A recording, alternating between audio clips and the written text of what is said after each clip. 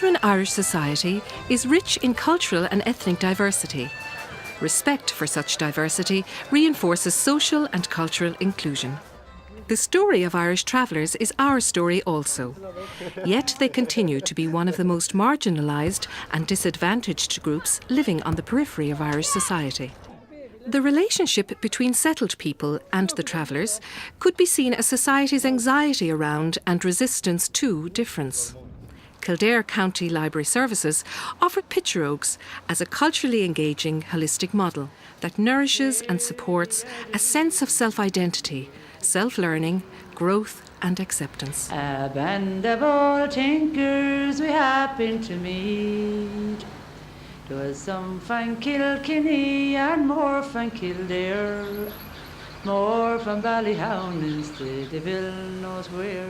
Tracing the history of any nomadic people is very difficult, and attempts to establish the origins of Irish travellers are fraught with difficulty, not least because of the lack of documentary evidence.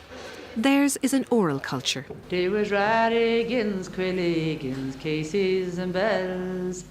There was that many tinkers that I couldn't tell. And one man amongst them, we ran out the door. One common assumption about travellers is that they are descendants of dispossessed peasants from the period of the Great Famine of the 1840s.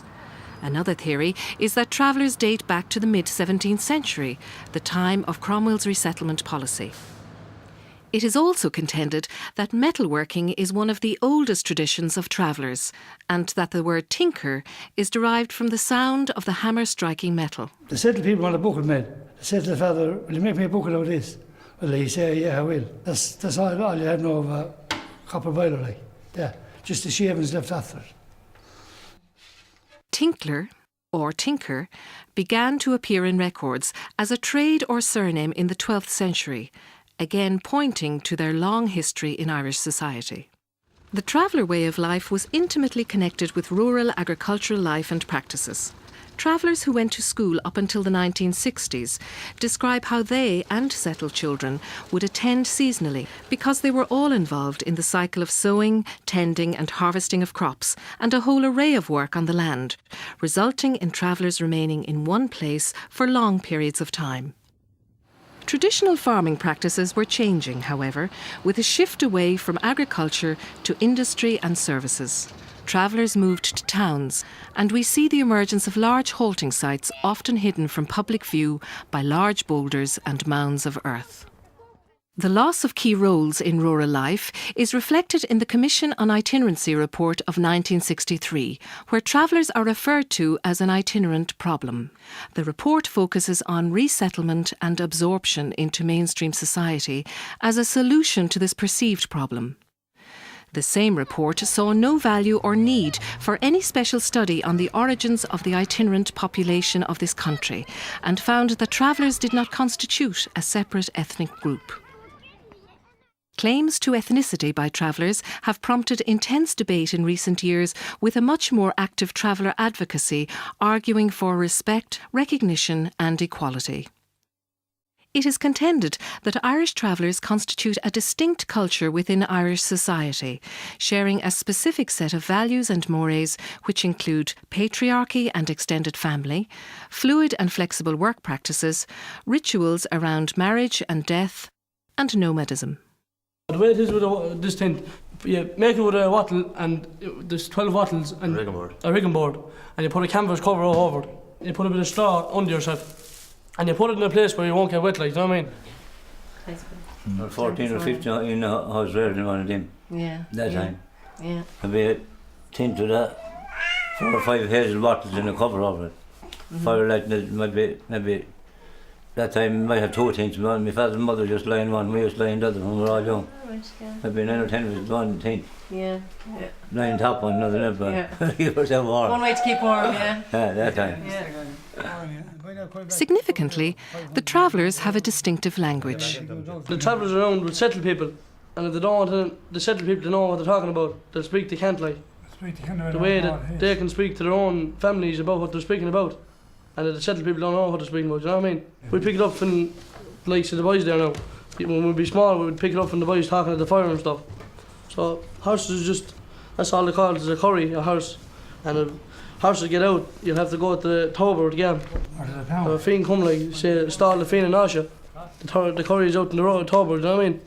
It's mostly like what it is about, is horses and they're on the road, if they get tuck around like you're talking, gambling for getting back, do you know what I mean? This language, variously called cant, shelta or gammon, was the subject of an earlier project by Kildare County Library Services, the Department of Education and Science and Kids Own Publishing Company. A series of workshops in the library and local schools in Newbridge collected cant words to create a children's Pictionary of cant, Irish and English. The workshops created a space where traveller and settled children were provided with the opportunity to discuss the words and the culture that those words reflected. Oh, that's mine, Mary. I can talk and can't. These are some of the words that I can say. I can say if the guards are coming, here's the Pictureógs and Asha. I can say what a bottle is, that's a sottle. I can say tell the children to go to the bed, go to the lee. I can say what a pony is, that's a curra. I can say what shoes are, that's glimmers. The interest evident from all the children involved is very much mirrored in the title which they chose for the book, Can't Lose Cant. The use of cant was noted as disappearing quickly, particularly among the younger generations of travellers. Kildare County Library Services circulated the book to Irish libraries and to local schools as part of its objective to bring traveller culture and identity to the mainstream community and education through publication and promotion. You're doing well, Kathleen. Oh, I don't know. They're lovely, look. They're small, Lizzie, but they're hard. No. I'll get there, we'll get there. Lovely. Learning from Can't Lose Cant identified the urgent need for travellers to take ownership of their own story and how it is told or interpreted. As a result, Kildare County Library Services proposed a second project in partnership with the Athy Travellers Group. Pictureógs began as a reading development and story gathering arts-based project.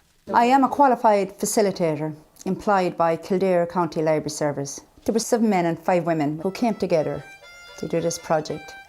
And the men brought with them their skills on the paintings, the wagon, the horses, and the storyboards. This picture here is about the Banshee. And this one is about the one that turned the ship. What was her name, Jim? Petticoat Loose. Petticoat Loose. And this was the one about the paper roses that these possibly the women were sitting at the fire making the roses. The women, they had the skills of making the paper flowers, and also the sewing and the embroidery and everything to do with the story sacks and the culture of the stories. Pictureógs are story bags made up of stories, toys, paintings and books, and also a CD, which brings the stories to life. I remember my mother always saying, when she was telling a story, they're only pictureógs. That means, believe it or not. So we decided to call the stories, which the group agreed with. Thought it was a good idea to call them Pictureógs. And it's also like the word comes with cant. So, and it's a traveller's word as well, and I thought it was a good idea. I'll buy a good eyes, I'll carry myself and my true love to my soul, but still I love her, can't deny her, I'll go with her tomorrow. With a focus on intergenerational collaboration, Pictureógs identified each individual's strengths in the belief that when these strengths are recognised, fused and directed back into the community, development is cultivated and empowerment happens. Can't deny her, I'll go with her tomorrow, bye-bye. Exploring the oral tradition of storytelling from within the culture, the tradition of the beady pocket was revisited. This would be the beady pocket of travellers women would wear years ago. Like the way settled people would wear a purse or a bag. So they'd wear these instead. And the buttons would symbol of remembrance from where to be and what town to be. And they may have other travellers that talk about the buttons and who died when they got that button. And maybe a woman said to her, well, Mary, that's a lovely button you got. Where'd you get that one? She'd tell the story what. And when they'd be leaving then, they'd be meeting travellers in the summer times, she'd probably take off one of the buttons for a keepsake and give it to the woman. and she'd remember that woman who gave that to her again.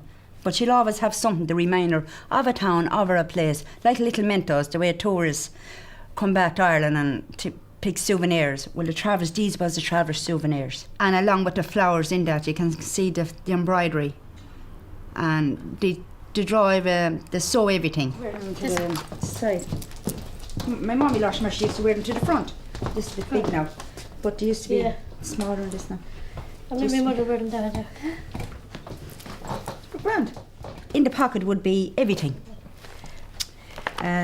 Needles and threads, clothes peg, anything that they could symbol what that they need for that day. And money, a grade we'd call it. Rosaries, blessed pictures, maybe scissors, twine, and everything would be in that bag. Sometimes it'd be too heavy to carry. But that was their pocket, that was their bag, and it's a necessary as well. And as you call it, everything was in it to survive. That's a lovely bag there, Liz, isn't it? That one there, because it's nice the way it's finished off with the green. Oh, that's lovely. There'll be many a story told in them buttons. I say that, yeah. That's what they would do originally. The tradition behind the beadie pocket easily lent itself to the concept of the story bag. The process of developing the story bags was an inclusive one.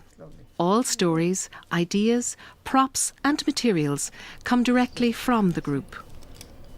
This is my own story stack that I made, and it is remembrance of a woman, and it's my uncle's wife, and her name is Winnie Cawley. And we were travelling the road one day, like we always go in the wagons from town to town, and she found a little bird's nest on the road that fell off a tree, and there was an egg inside the little nest, and it was a little bird just had been hatched. So she got that little bird and she reared it, and she had it for years and years. That's the bag of it, and that's the bird in the nest. As you can see, that's what he's a bit like a raggle-taggle gypsy, but but everywhere we go and every time we travel, that bird would follow the wagon along, no matter how far we go, and he'd go off with his friends, but always end up coming wherever we went in the camps, and no matter where, in the evening time, anything. And sometimes she just followed the wagon along the road when we'd be travelling. I just put her there in the sky where she was following the wagon. And that was just remembers a woman that was very good to me, Lord of mercy. The project's ethos organically encouraged self-development and self-improvement. It raised positive self-awareness of traveller culture and language within the group itself through the exploration and sharing of their stories.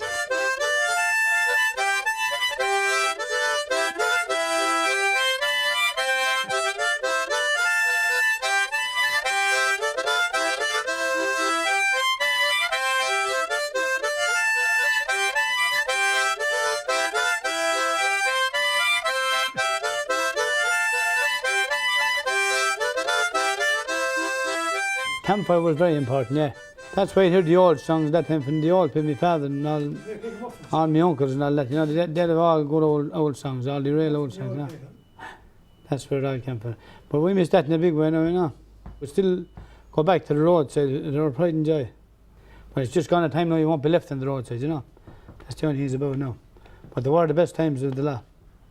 Some stories recount the remarkable occupational versatility of travellers within a range of occupations that includes playing music, skilled wood and metalwork, chimney sweeping, harvesting, selling fruit, trading scrap, car and lorry dealing, shopkeeping, and making and selling paper flowers.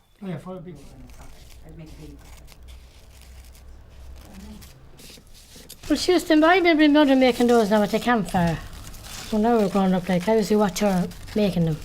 And she used to make them all around at Christmas. And she used to hawk them like when the children were small at the time. Time was hard at the time. So when I came in here then, I used to make them in here and I learned Rosie how to make them. Yeah, so I learned off Maggie here, like, she's my aunt, so, and she learned off her mother, so she'd be my granny as well. So, like, I hope I pass on to the younger ones now. Like the ones in the children in the preschool. So I hope like it'll keep it going. Well, these are satin flowers, so like they're safer for children, especially when we're going into play school or the creche. Because the paper ones is a bit dangerous because they might put them into the mouth with the wires. It's not safe. So that's why I decided to make the satin ones. So like they're more soft for children who want to hold in their hand, like safety. So we've kind of made different colour flowers there. Many travellers' experience of schools in years gone by are nuanced with stories of being left at the back of the class and not being seen as equal to other children. There's Daddy over there now. Sloan. Sloan. However, recent developments in intercultural education in Ireland reflect in positive experiences recounted by travellers in relation to how their children find school. When we were sent to school, maybe 3 weeks before Holy Communion or confirmation. We get that over and done with and we were gone again. But now, as the way we're settled here, our own children are getting school in, where we can't read measuring tapes or things like that. The boys will be able to read the measuring tapes and they'll be able to know what length of timber to cut and order this and order that. It was important that the two of us involved in it and that we got in with another group. Because usually, if travellers are working, they're mostly working separate from settle. So we're just in one bunch, the whole lot working together. There were travellers and settle working in the group, which I thought was a very good idea. Probably the settle would be glad to hear what's the travellers' culture, which half them out there doesn't have got a clue. And so I'm looking forward to go to the schools and tell them the story about all who live in the show. Well, we'd say in the travel community, you're keeping a person alive by telling their stories. And when you're telling their stories, you're keeping the memory of that person alive. So that's to me, that's the value of keeping the memories of people alive. Just if we could get the funding for the timber work, that in the future to come, that when the boys leave their school, that you could encourage them to look for the apprenticeships and keep things going. A lot of girls think this is the end of it, but to me this is the only beginning, because we're saving Travers culture for generations back and it will be going on for generations to come. Good morning everyone, my name is Rosie, so I'm here this morning to tell you a story about the old woman who lived in a shoe. Some of the bags and beady pockets made in the Pictureógs workshops will be used by representatives from the travelling community to recount stories from their culture throughout our communities and schools. Some will also be housed in the Traveller Cultural Centre in Athy. An archive and publishing programme for these collected stories is considered by Kildare County Library Services as a most important action in the mainstreaming of traveller cultural production, as was achieved with Can't Lose Can't. That's a lovely group setting there, because everyone who is involved is in that photograph. Pictureógs will provide a permanent, durable art form that involves and encourages the participants' skills of art, paper and woodcraft, knitting, embroidery, lace making, patchwork, crochet and scrolling, as well as an important cultural and historical archive for future generations.